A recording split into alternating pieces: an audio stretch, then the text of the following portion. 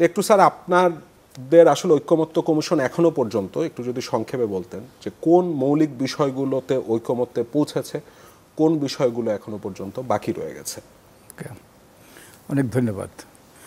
ঐকমত্য কমিশন গঠিত হয়েছে ফেব্রুয়ারি মাসে।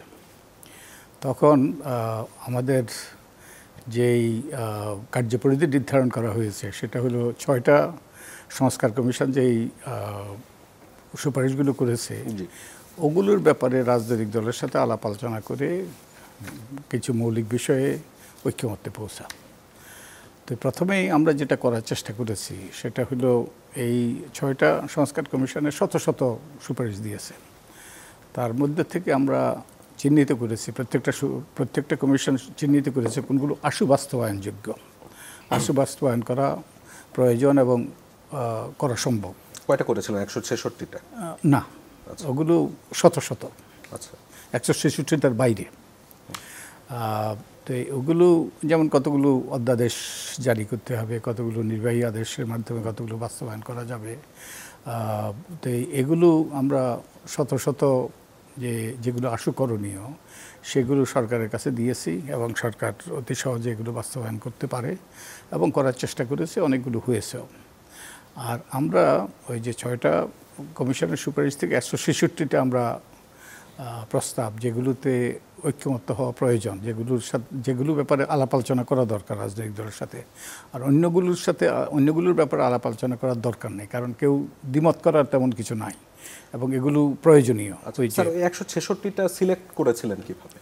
166টা মূলত যেগুলোতে সংবিধান সংস্কার লাগবে কিন্তু যেগুলো স্পর্শকাতর, যেগুলো বাস্তবায়নের জন্য রাজনৈতিক দলের মধ্যে মত বিনিময় করা দরকার, তারা একমত হওয়া দরকার। মানে এটা নিয়ে কি আপনারা জনগণের সাথে বা রাজনৈতিক দলগুলোর সাথে কথা বলেছিলেন যে হ্যাঁ এই 166টাই গুরুত্বপূর্ণ? মানে ওটা তখন সুযোগ ছিল না। আচ্ছা, তখন আপনারা নিজেরা ঠিক করেছেন যে মনে হয়েছে আপনাদের কাছে? আমাদের বিবেক বিবেচনা ব্যবহার করে আমরা 166টা চিহ্নিত করেছি। কিন্তু সেই বিবেচনার সাথে যদি জনগণের মতামত না মিলে সেটা কি ভাবনায় তা তো হতেই পারে। তবে আমার মনে হয় আমরা সর্বোচ্চ বিবেচনা শক্তি ব্যবহার করেছি। আমার মনে হয় না তেমন দ্বিমত করার আছে। হ্যাঁ, কিছু দ্বিমত তো হইতেই পারে মানুষের মধ্যে, কিন্তু যেগুলোতে যেমন কতগুলো মৌলিক সংস্কার আছে, যেমন আমাদের একটা মৌলিক সংস্কার হলো আমাদের যে অধিকার, ওই যে রাইটস, যে এই রাইটসগুলো সম্প্রসারণ করা এবং নিঃশর্ত করা, এগুলো বোধহয় এই যে কেউ দ্বিমত করবে না, এগুলোর ব্যাপারে ঐক্যমত্য হওয়া দরকার। 166টার মধ্যে এখন ঠিক কতটিতে ঐক্যমত্য এসেছে? আমাদের 84টার মতো বিষয় ঐক্যমত্য হয়েছে। আর বাকিগুলোর ক্ষেত্রে কি হবে? বাকিগুলোর ক্ষেত্রে ঐক্যমত্য হয় নাই, কিন্তু বাকিগুলো আমাদের পরবর্তী যারা সরকার আসবে তারা বাস্তবায়ন করতে পারে। যদি না করে? না করলে আমাদের তো তেমন কিছু করার নেই, এটা তাদের উপর নির্ভর করবে এবং এগুলো জনস্বার্থেই করতে হবে। আমাদের ভবিষ্যতের বংশধরের কথা চিন্তা করেই করতে হবে। যারা আত্মত্যাগ করেছে তাদের আত্মত্যাগের প্রতি শ্রদ্ধা প্রদর্শনের জন্যই করতে হবে। কিন্তু যেগুলো আমরা 166টির মধ্যে যে 84টা আমরা ঐক্যমত্যে পৌঁছেছি, তার মধ্যে 20টার মতো মৌলিক। এখানে সংবিধান সংশোধন লাগবে এবং এগুলো যদি পরিবর্তন না হয় তাহলে কিন্তু আমাদের যে স্বৈরাচারী ব্যবস্থা, যেই নিয়ম পদ্ধতি প্রতিষ্ঠান আইন কানুন বিধিবিধান শেখ হাসিনাকে স্বৈরাচারে পরিণত করেছে, সেগুলো অব্যাহত থাকবে এবং তাহলে স্বৈরাচারী ব্যবস্থা ফিরে আসার পথ সুগম হবে। স্যার, বিভিন্ন মহলের একটা বড় অভিযোগ আছে ঐক্যমত্য কমিশনকে নিয়ে যে তারা শুধু রাজনৈতিক দলগুলোর সাথেই কেন বসলো, তারা কেন সাধারণ মানুষের কাছে গেল না? দলিত এখন এর যুক্তি আছে পক্ষে বিপক্ষে। যে যেমন একটা প্রথম এই সরকার ক্ষমতা গ্রহণের পরই অন্তর্বর্তীকালীন সরকার নির্বাচনের জন্য ব্যাপক দাবি উঠেছে এবং একটা প্রবল চাপ ছিল দ্রুত যা পরিবর্তন করতে হবে পরিবর্তন করে নির্বাচন দিয়ে সরকার যেন রাজনৈতিক দলের কাছে ক্ষমতা হস্তান্তর করে। তো এখন সরকারের পক্ষ থেকে সিদ্ধান্ত দিতে হয়েছে যে একটা দীর্ঘমেয়াদী সময় দীর্ঘমেয়াদী সময় তারা ব্যয় করবে সংস্কারের জন্য, নাকি কতগুলো গুরুত্বপূর্ণ সংস্কার করে একটা নির্বাচনের আয়োজন করবে তারা।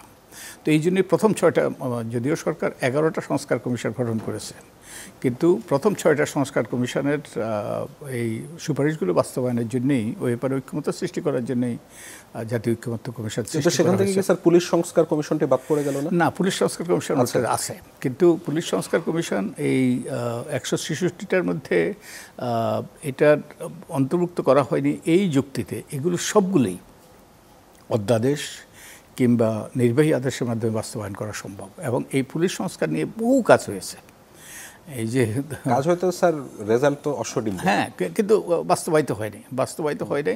কিন্তু সরকার বাস্তবায়ন করতে পারে পুলিশ সংস্কারের বিষয়ে। একটা বিষয় আমাদের এই 84টার মধ্যে আছে, সেটা হলো পুলিশ সংস্কার কমিশন একটা। জি স্যার। আর বাকিগুলো ওই যে সবগুলোই বাস্তবায়ন করা সম্ভব, এবং আমার মনে হয় না রাজনৈতিক দলগুলোর মধ্যে দ্বিমত করার সুযোগ আছে। আমি একটু তাহলে বোঝার জন্য আপনাকে জিজ্ঞাসা করি, মানে আপনাদের কি প্রথম প্রায়োরিটিটা পুলিশ সংস্কার করা উচিত ছিল না? মানে এই পুলিশের ঘাড়ে ভর করেই তো 18 নির্বাচনটা হলো, এই পুলিশ হাসিনার রক্ষক হয়ে উঠলো, এবং 24-এর যে অভ্যুত্থানের সময়টায় মানুষ মারা গেল পুলিশের গুলিতেই তো মারা গেল। ইনফ্যাক্ট সামনের নির্বাচনে তাদেরকে মুখ্য ভূমিকা পালন করতে হবে। আপনি যেটা বলছেন তাই করা হয়েছে। আমরা ওই যে রাজনৈতিক দলের সাথে আলাপ আলোচনার জন্য অপেক্ষা না করে আমরা সরকারকে বলেছি যে আপনারা এগুলো বাস্তবায়ন করে ফেলেন। এবং অনেক ক্ষেত্রে ওই যে পুলিশ সংস্কার কমিশনের পক্ষ থেকে আইন কানুনের খসড়া করে দেওয়া হয়েছে, এবং সুস্পষ্ট তারা সুপারিশ করেছে এই করতে হবে। তো সরকার ইচ্ছে করলে ওর জন্য সময় ক্ষেপণের দরকার ছিল না, এবং সময় ক্ষেপণের দরকার নাই অনেক ক্ষেত্রেই। তারা করে ফেলতে পারে, এখনও করতে পারে, এবং আমার জানা মতো তারা চেষ্টা করছে, তারা কতগুলো বাস্তবায়নের উদ্যোগ নিয়েছে। তো আমরা ঐক্যমত্য সৃষ্টির প্রক্রিয়াটা না এনে আমরা যাতে বাস্তবায়ন করা যায়, দ্রুততার সাথে বাস্তবায়ন করা যায়, ওই কাজটাই আমরা করেছি।